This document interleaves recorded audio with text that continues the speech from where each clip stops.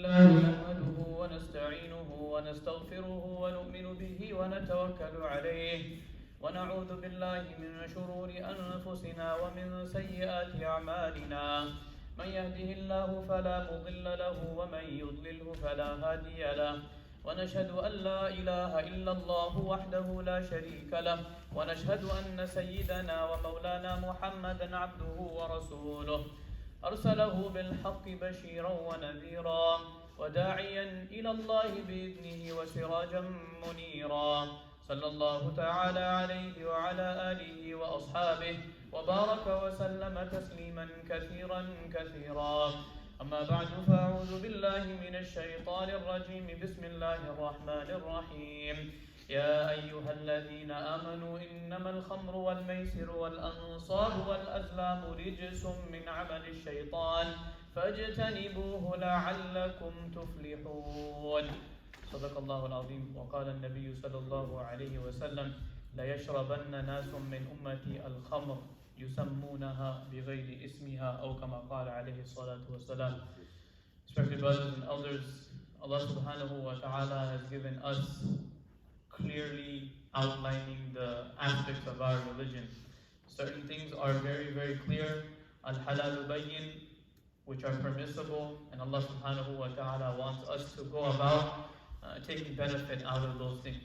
You know, when one time Rasulullah sallallahu alayhi wa sallam, when he was told by one of his wives, it was a lengthy incident, but eventually the Prophet sallallahu alayhi wa sallam said that he will never ever have a certain type of honey or a certain type of food which was made permissible for different reasons.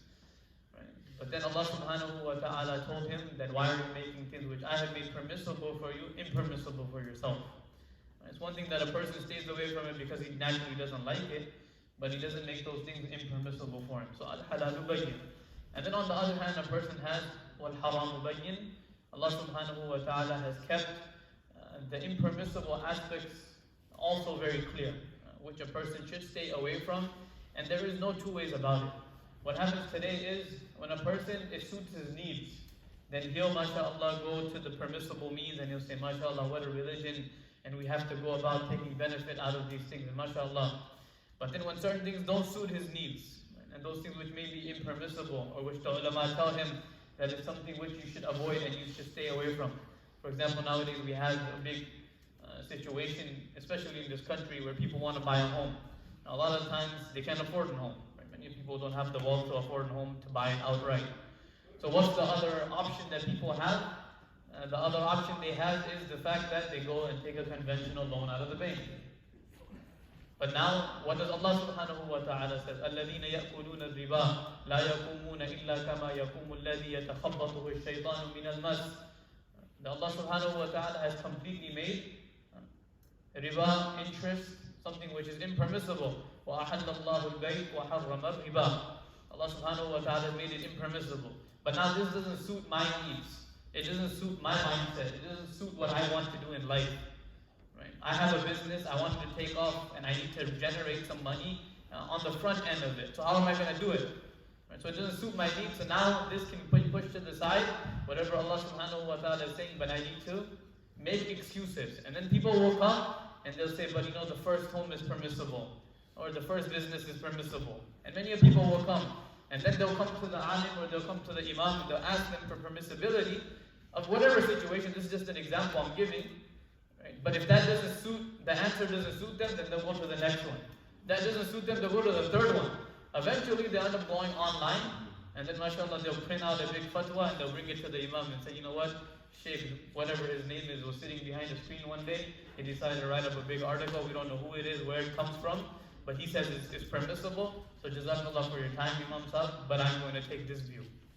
Right? But Allah subhanahu wa ta'ala doesn't want a person to play games with the deen of Allah subhanahu wa ta'ala. Again, this is just one example.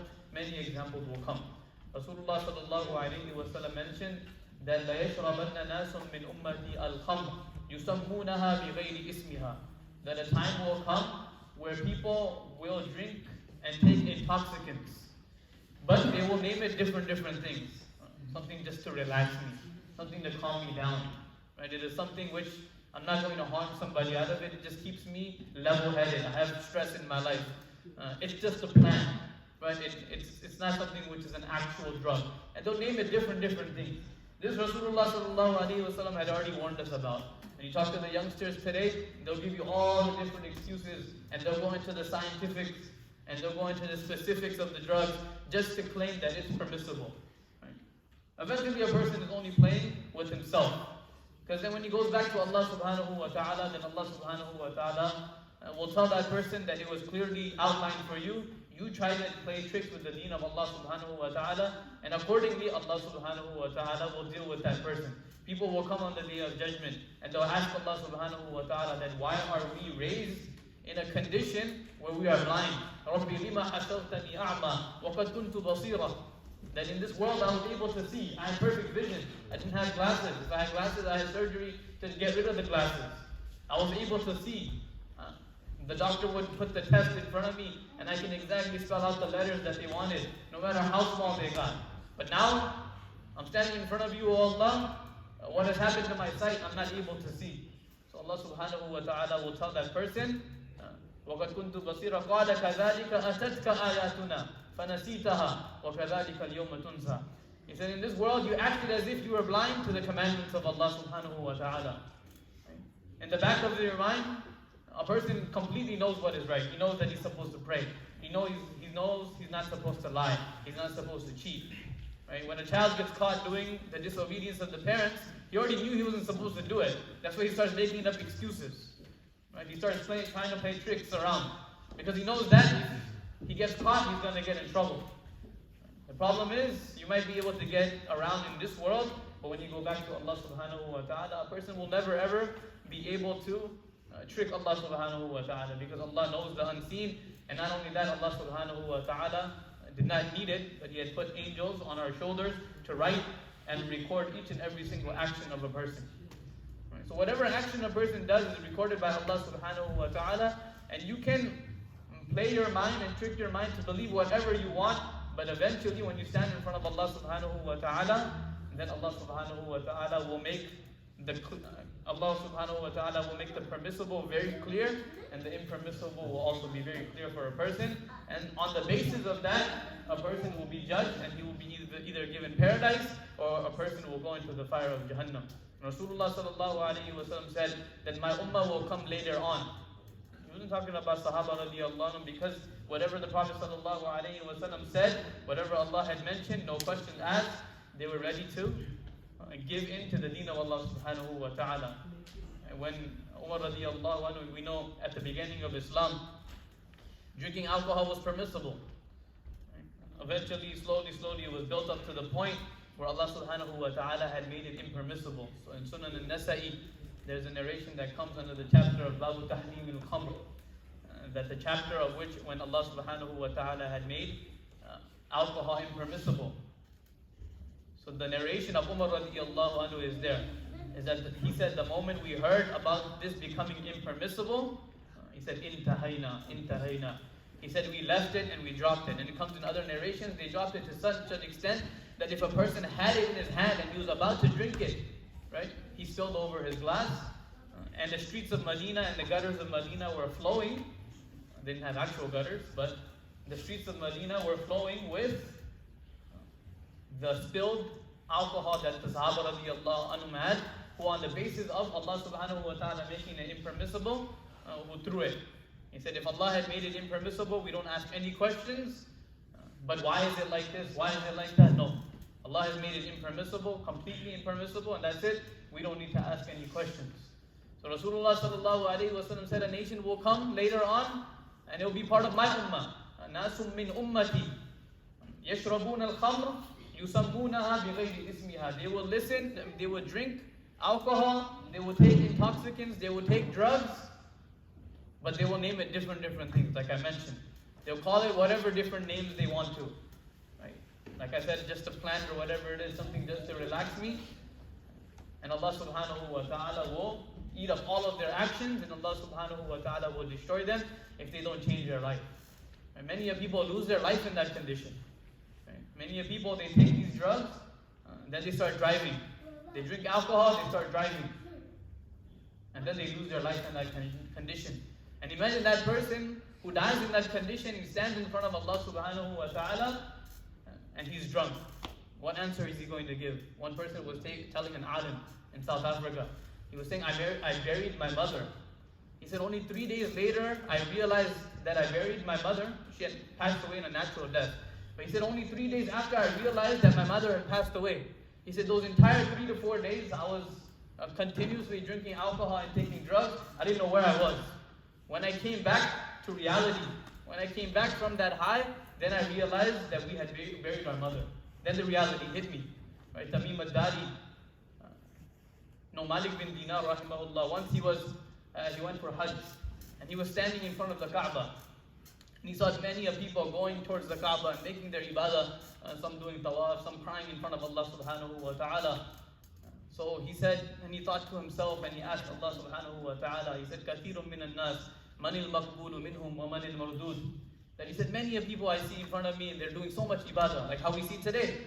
Right? You go on a Thursday night, the haram is packed as usual, but you go on a Thursday night, and they have to block people from coming in. You got to go to the second and third floor. Because you see many of people are coming. So the question arose in his heart, and Malik bin Dinar, he said, مَنِ الْمَقْبُولُ مِنْهُمْ وَمَنِ الْمَرْدُودُ. He said, who are the people who are accepted in the eyes of Allah subhanahu wa ta'ala, and who are those people who are rejected? He said, it can't be that everybody's accepted, and it can't be that everybody's rejected. So he said, with this thought in my mind, he said, I went to sleep. Right? He said, in my sleep, in my dream, I was told that غَفَرَ اللَّهُ لِلْجَمِيعِ إِلَّا رَجُلًا وَاحِدًا. He says, Allah subhanahu wa ta'ala has forgiven everybody for their hajj except one person. But he wasn't told which person this was. So he woke up in the morning with a heavy heart. He said, maybe I was told this because I was that one person whose hajj was not accepted. So he said, all day I was just thinking about this. He said, that next night I went to bed again. He said, in my dream I was told by a pious person that, don't worry, Allah has accepted your hajj, but there is a person by the name of Muhammad bin Harun from Balkh. He said, he's the person who Allah subhanahu wa ta'ala hasn't accepted his hajj. So he said, man, I went out searching for this person so I can tell him to make tawbah, repent, so his hajj gets accepted. So he said, I go start looking around. He said, I start asking from the people. I go to the different tents in Mina. He said, I go into different places. Right? And I asked that, where is this Muhammad bin Harun from Balkh? Does anybody know him? So he said, every person I would ask would say, man, he's such a pious person, he's such a Allah-fearing person, and that you have to go and find him. And he has this majalis that take place, people are taking deen from him. He said, man, he's a very, very famous person. So he said, I went looking for this person, but while I'm looking for him, I'm thinking that I'm told that his hajj is not accepted, but everybody's telling me that he's such a God-fearing person. He's such a pious person, he's always in the ibadat of Allah subhanahu wa ta'ala. So he said, now I'm thinking of this in my mind. So eventually I find him. He said, I go and sit in front of him. So he said that Muhammad bin Harun knew who I was, because Malik bin Dinar was also a famous person. So he said, I was sitting in front of him, but I didn't know what to tell him. So Muhammad bin Harun looks at him and he says, do you have something to tell me? He said, yeah, I do, but I don't know how to tell you. He said, go ahead, no, tell me. You can be very clear with me. He said, I had this dream that everybody was accepted, and their hajj was accepted, and they were forgiven, besides one person. And unfortunately, that person was told to me that it was you.